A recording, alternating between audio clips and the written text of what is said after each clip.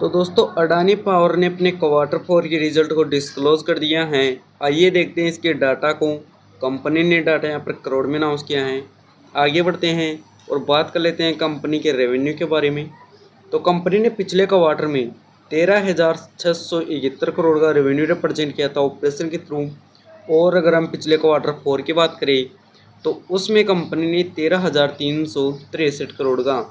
और जब अब की बात करते हैं तो कंपनी का रेवेन्यू 14,237 करोड़ का हमें देखने को मिला है। अगर हम इसे साल दर साल के तौर पर देखें तो कंपनी का रेवेन्यू में बढ़ता हुआ नज़र आया है अच्छा खासा।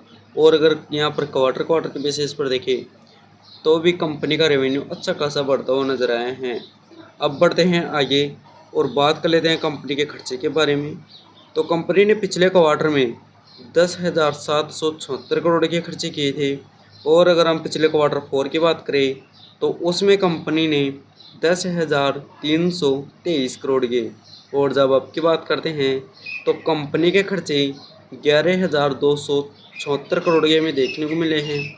अगर हम इसे साल दर साल के तौर पर देखें तो इसमें तेज़ी देखने को मिली है। और अगर वहीं क्वार्टर क्वार्टर के बेसिस पर देखें तो भी इनमें तेज़ी देखने को मिली है। हालांकि कंपनी के खर्चे थोड़े से ज़्यादा देखने को मिले हैं, फिर भी ये ऑलमोस्ट कंपनी के कंट्रोल में नज़र आ रहे हैं। अब बढ़ते हैं आगे और बात कर लेते हैं कंपनी के प्रॉफिट के बारे में। तो कंपनी ने पिछले क्वार्टर में 2,940 करोड़ का प्रॉफिट किया था। और अगर हम पिछले क्वार्टर 4 की बात करें तो उसमें कंपनी ने 2,737 करोड़ का। और जब अब की बात करते हैं तो कंपनी का प्रॉफिट 2,599 करोड़ का हमें देखने को मिला है। अगर हम इसे साल दर साल के तौर पर देखें तो इनमें गिरावट देखने को मिली है। और अगर वहीं क्वार्टर क्वार्टर के बेसिस पर देखें तो भी इनमें गिरावट देखने को मिली हैं। अब बढ़ते हैं आगे और बात कर लेते हैं कंपनी के ईपीएस के बारे में। तो कंपनी का पिछले क्वार्टर में 7 रुपये 67 पैसे का ईपीएस था।